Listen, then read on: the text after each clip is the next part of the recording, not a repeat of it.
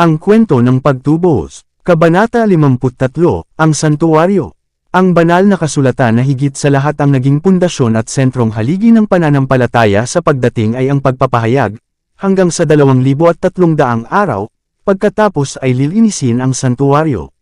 Daniel Kapitulo 8 versikulo 14. Ang mga ito ay pamilyar na mga salita sa lahat ng mananampalataya sa pagdating ng Panginoon. Sa mga labi ng libo-libo ay masayang inulit ang hulang ito bilang bantayog ng kanilang pananampalataya. Nadama ng lahat na sa mga pangyayaring ipinakita rito ay nakadepende ang kanilang pinakamaliwanag na mga inaasahan at pinakamainam na pag-asa.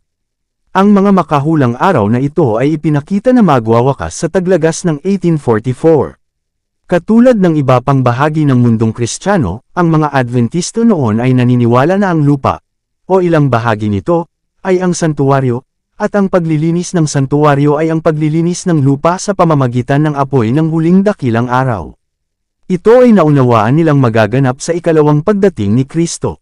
Kaya't ang conclusion na si Kristo ay babalik sa lupa noong 1844. Ngunit dumating ang takdang panahon, at hindi nagpakita ang Panginoon.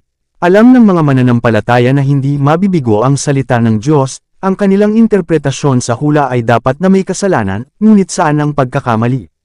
Marami ang padalos-dalos na pinutol ang buhol ng kahirapan sa pamamagitan ng pagtanggi na ang 2,300 araw ay natapos noong 1844. Walang maibibigay na dahilan para sa posisyong ito, maliban na si Kristo ay hindi dumating sa oras ng inaasahan. Nagtalo sila na kung ang mga araw ng propesya ay natapos noong 1844, si Kristo sana ay dumating upang linisin ang santuwaryo sa pamamagitan ng paglilinis ng lupa sa pamamagitan ng apoy, at dahil hindi siya dumating, ang mga araw ay hindi maaaring matapos. Bagamat ang karamihan sa mga Adventista ay tinalikuran ang kanilang dating pagbilang ng mga panahon ng propeta, at dahil dito ay tinanggihan ang kawastuhan ng kilusang batay doon, ang ilan ay ayaw talikuran ang mga punto ng pananampalataya at karanasan na itinataguyod ng banal na kasulatan at ng espesyal na saksi ng Espiritu ng Diyos. Naniniwala sila na pinagtibay nila ang matibay na mga prinsipyo ng interpretasyon sa kanilang pag-aaral ng kasulatan, at tungkulin nilang panghawakan ng mahigpit ang mga katotohanang natamo na, at ituloy pa rin ang parehong kurso ng pagsasaliksik sa Biblia.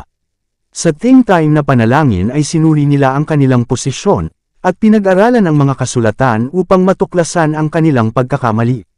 Palibhas ay wala silang nakikitang pagkakamali sa kanilang pagpapaliwanag sa mga panahon ng hula, sila ay naakay na suriing mabuti ang paksa ng santuwaryo. Ang makalupang at makalangit na mga santuwaryo. Sa kanilang pagsisiyasat nalaman nila na ang makalupang santuwaryo, na itinayo ni Moises sa utos ng Diyos ayon sa huwarang ipinakita sa kanya sa bundok, ay isang larawan para sa panahong kasalukuyan, na kung saan ay inihandog kapwa ang mga kaloob at mga hain, na ang dalawang banal na lugar nito ay, mga pattern ng mga bagay sa langit, na si Kristo, ang ating dakilang mataas na saserdote, ay, isang ministro ng santuwaryo, at ng tunay na tabernikulo, na itinayo ng Panginoon, at hindi tao, na, si Kristo ay hindi pumasok sa mga banal na lugar na ginawa ng mga kamay, na siyang mga larawan ng totoo, ngunit sa langit mismo, ngayon ay magpakita sa harapan ng Diyos para sa atin.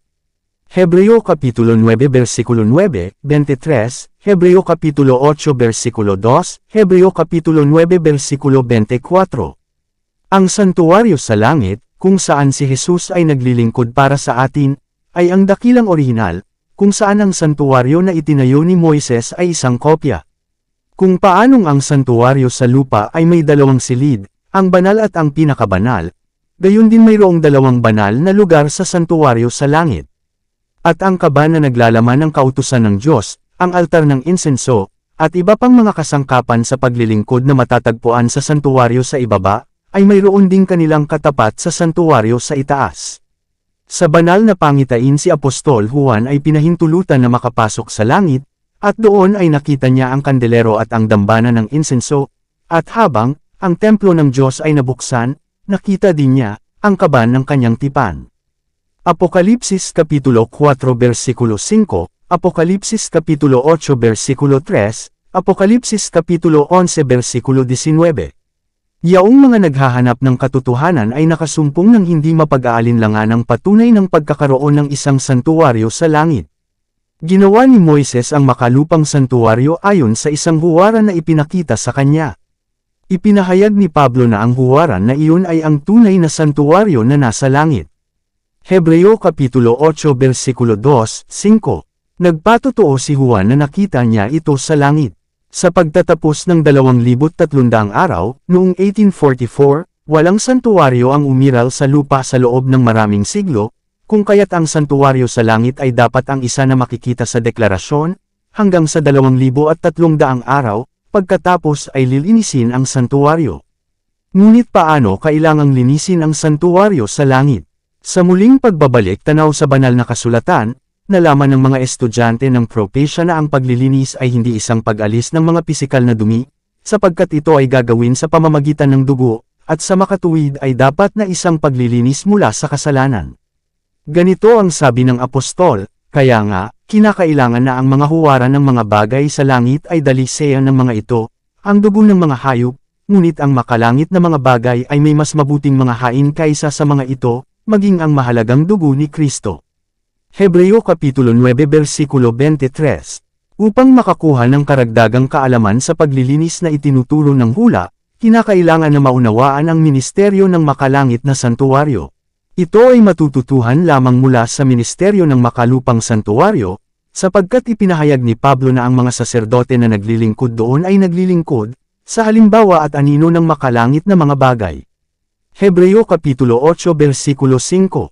Ang paglilinis ng santuwaryo, kung paanong ang mga kasalanan ng mga tao noong unang panahon ay inilipat, sa larawan, sa makalupang santuwaryo sa pamamagitan ng dugo ng handog para sa kasalanan, gayon din ang ating mga kasalanan, sa katunayan, ay inilipat sa makalangit na santuwaryo sa pamamagitan ng dugo ni Kristo. At kung paanong ang tipikal na paglilinis ng makalupang ginawa sa pamamagitan ng pag-aalis ng mga kasalanan kung saan ito ay nadamhan, gayon din ang aktwal na paglilinis ng makalangit ay isasagawa sa pamamagitan ng pag-aalis, o pag-aalis, ng mga kasalanan na nakatala doon.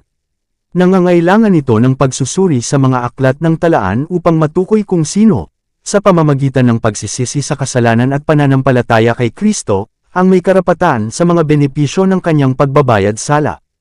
Sa makatuwid, ang paglilinis ng santuwaryo ay nagsasangkot ng isang gawain ng paghuhusga sa pagsisiyasat. Ang gawaing ito ay kailangang isagawa bago ang pagdating ni Kristo upang kabyusan ang kanyang mga tao, sapagkat kapag siya ay dumating, ang kanyang gantimpala ay nasa kanya upang ibigay sa bawat tao ayon sa kanyang mga gawa. Apokalipsis Kapitulo 22 versikulo 12. Kaya't ang mga sumunod sa sumusulong na liwanag ng makahulang salita ay nakita na sa halip na pumarito sa lupa sa pagtatapos ng 2,300 araw noong 1844, si Kristo pagkatapos ay pumasok sa pinakabanal na dako ng makalangit na santuwaryo, sa harapan ng Diyos, upang gumanap, ang pangwakas na gawain ng pagbabayad sala, paghahanda sa kanyang pagdating. Dito nagtatapos ang Kabanata 53. Para updated ka sa susunod na kabanata, ay huwag kalimutang mag-subscribe, mag-follow at mag-share sa ating channel Renilab TV. Maraming salamat po.